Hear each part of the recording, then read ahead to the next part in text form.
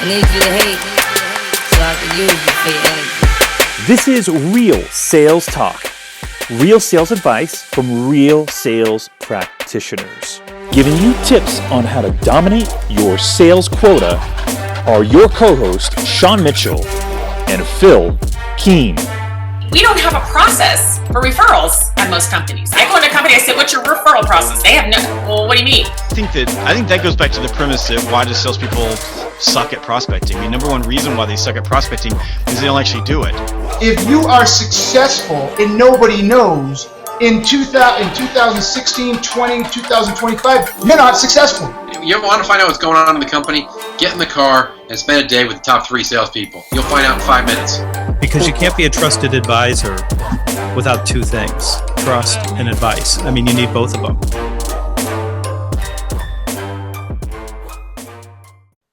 What is going on, Real Sales Talk family? We are back with Tech Talk 021. It is going to be a great episode because it's the co-host Sean Mitchell's happy birthday day. So everybody, happy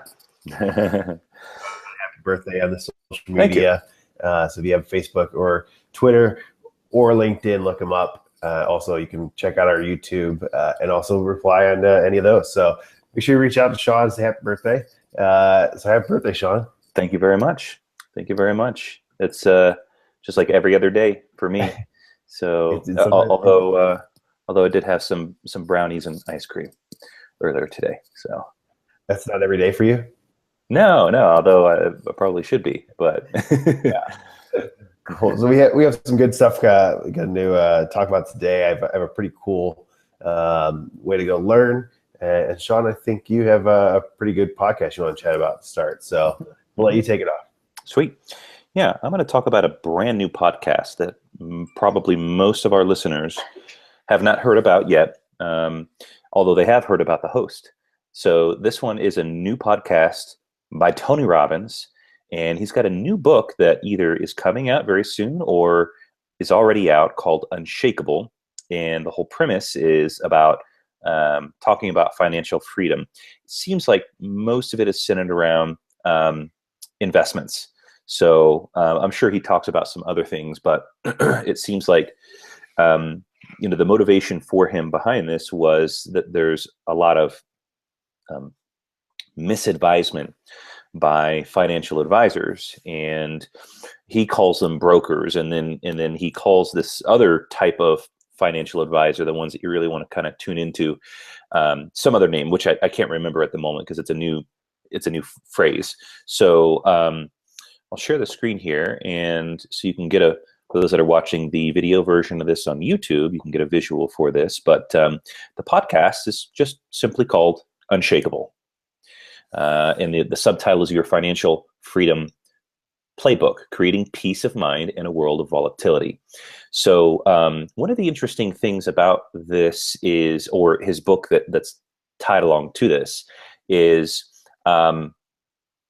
he's with the proceeds of this book, he's feeding like something crazy, like 200 million people. So, not a profit center for him, but it's just passing along the knowledge and insight that he and one of his co-hosts, Peter Maluk, it looks like, is sharing. So they've only done 3 episodes so far. They started on the 19th. So this is a really interesting one. And as I kind of shared last Tech Talk, the financial side of things is something that I've been spending some time thinking about, especially going into 100% commission sales job. I'm just starting to think from a different paradigm with managing my money and making sure that I have enough money in case there's a downturn, a slowing in the real estate market, that sort of thing. So Unshakable is a podcast by Tony Robbins. Check it out. I think you might be really interested in it, and we'll provide some value to all of our listeners. So for all the people listening at home, so any takeaways off the first few that you've listened to?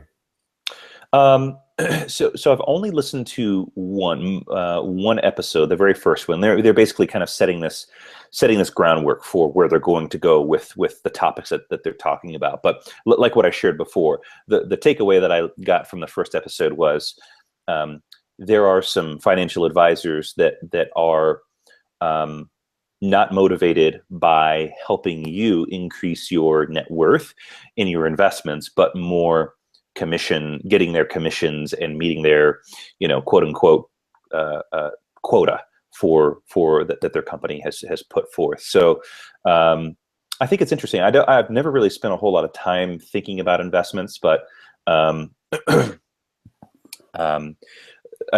finished a few days ago the Dave Ramsey book. And so it's just got me thinking about, putting some more thought into putting some more money really into investments. Very cool. Yeah, anything like that will get you thinking through the way you think about financial side of your life. It's interesting to just get a different perspective on things. So it's definitely worth the time investment. And so I was looking up the I've mentioned the Dave Ramsey audiobook, and I was just pulling it up and it started playing. The Total Money Makeover is the audiobook I just finished by Dave Ramsey, in case anyone else wants to take a look at it. Cool. What do you got? What I got, so I'll share my screen with you guys. So for anybody that's out there on the YouTube, you can probably check out my screen. You're going to see here in a second. So the MIT OpenCourseWare. So everybody's probably familiar with MIT, which is the Massachusetts Institute of Technology, pretty prestigious university here in the U.S. Well, they actually offer open courses, so you can actually go and take an MIT course online for free. So one of my friends had told me about this, and it's pretty great. So for somebody like yourself, Sean, you just jumped into real estate. I'm going to view all courses.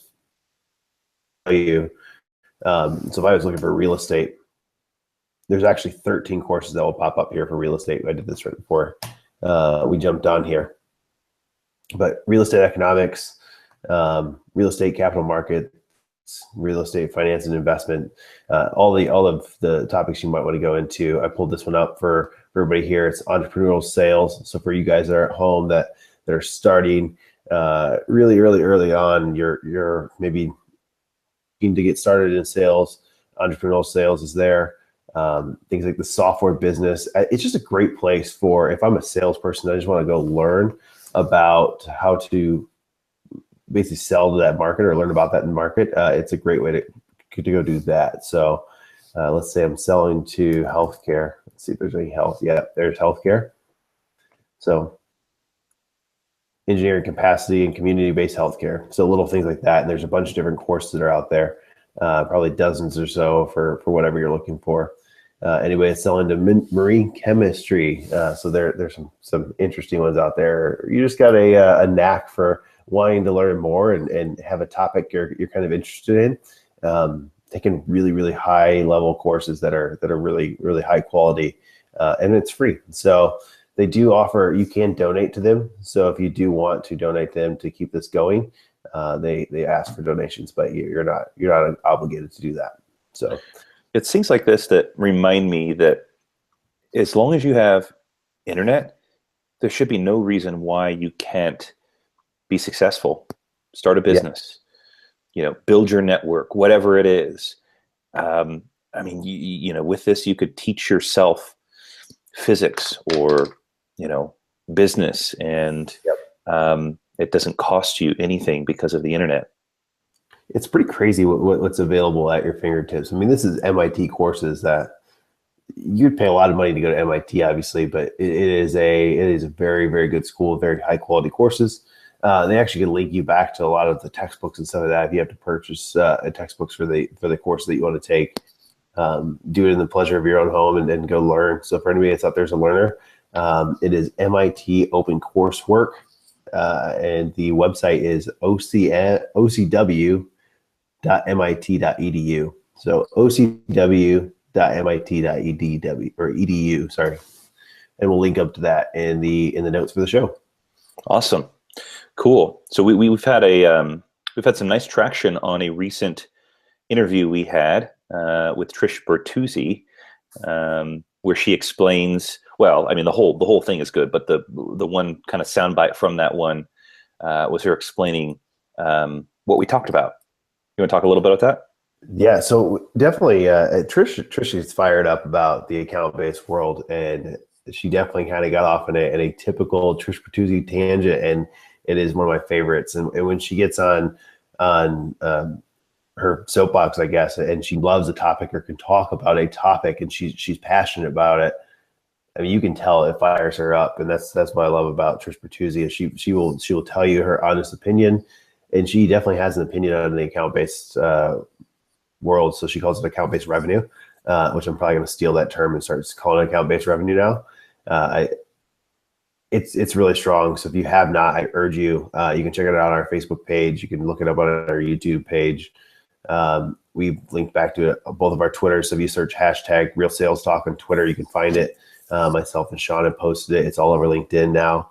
And it's getting pretty good traction. It's creating some interesting conversations around the account-based world, especially from some of the account-based marketing companies. I think it's going to be one of our most popular interviews in a long time. So I really want to. I mean, it seems like this topic is something that people are really interested in, and I'd like to have some more people on Real Sales Talk to talk, provide their perspective. I mean, we've had Morgan Ingram on. We've now had Trish Bertuzzi. We should definitely have some more people in the space who are kind of specialists in the topic to come on and provide some additional color. Yeah, absolutely. I think there's some really good minds out there that are starting to finally really figure this out, and it's definitely evolved over the last 6 months. I think it's really where it started to take a different turn, where people are no longer calling it account-based just because you put ads out there and have somebody call. I think that's just it's table stakes. It's what's had to happen for such a long time anyways. So you're watching this evolve in real time, and anybody that's really paying attention to the account-based world, definitely go on to YouTube, go back to Twitter, look at Real Sales Talk or hashtag Real Sales Talk. You'll find the video, and we link back to it. So, and she gives a really good definition about what account-based revenue actually means, versus just being account-centric, which is very, very similar, but also very different in terms of how you approach. And definitely account-based, in her opinion, is you're all in at every level from all parts of the company. And it was a very interesting take, and it makes you think, if you haven't done it that way, it makes you understand why you're not doing account-based. I listened to the recording over the weekend just to kind of, because excuse me, whenever I'm asking questions or thinking of questions to ask, sometimes I miss some of the stuff that's said before I ask my question. So I like to go back through sometimes and listen to it. And I've got more questions actually that I would like to ask. So we'll definitely have to have her back on, as well as start building out this network or this library of content around the account-based revenue topic. Yeah, it's definitely interesting to see some of the comments on LinkedIn from people that are kind of responding back to her, like, wow, I can't believe I never thought about it this way, or we definitely fully support what you're saying. And there's some people that are a little bit combative of it as well, which is it's interesting. So definitely look Trish up on LinkedIn and take a look at a recent post, and you can probably find the video there. And she's actually responding back to most people that have any critiques or thoughts on the topic. So really easy to get in touch with Trish, and she's really accessible. So I'm sure she's happy to have a conversation with most people to talk about the account-based world. And she's totally happy to share her opinion as well. I mean, that's evident after talking with her. So what else do we have going on, Sean? We have 2 podcasts this week.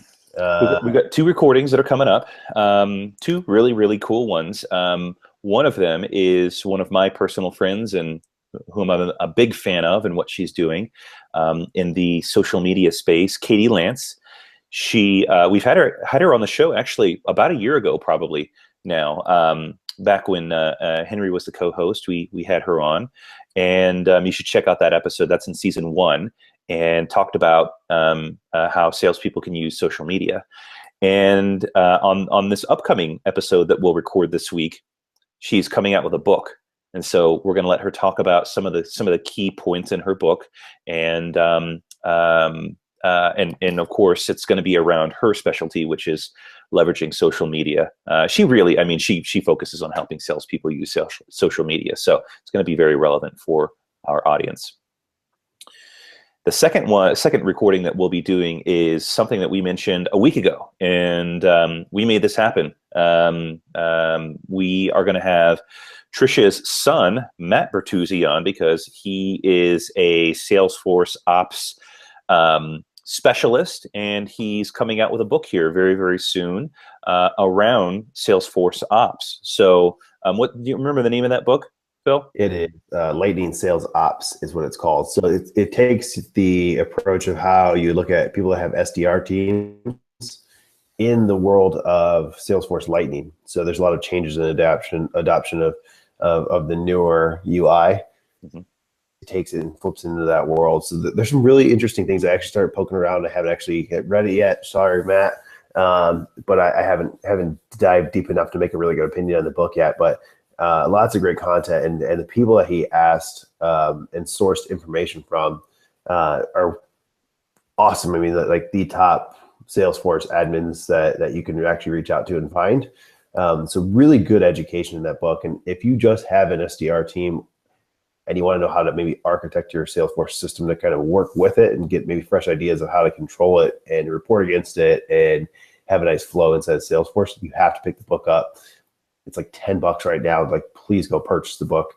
And I'm sure Matt would be happy to answer some questions if you got to reach out to him on Twitter as well. So pretty accessible, great guy, and crazy knowledgeable. So I'm excited about Matt being on and geek out about tech. So and Salesforce. Cool. All right. Well, this concludes Tech Talk 21. Hope you enjoyed it, and we'll see you on the next episode, which will be Real Sales Talk. So talk to you all soon.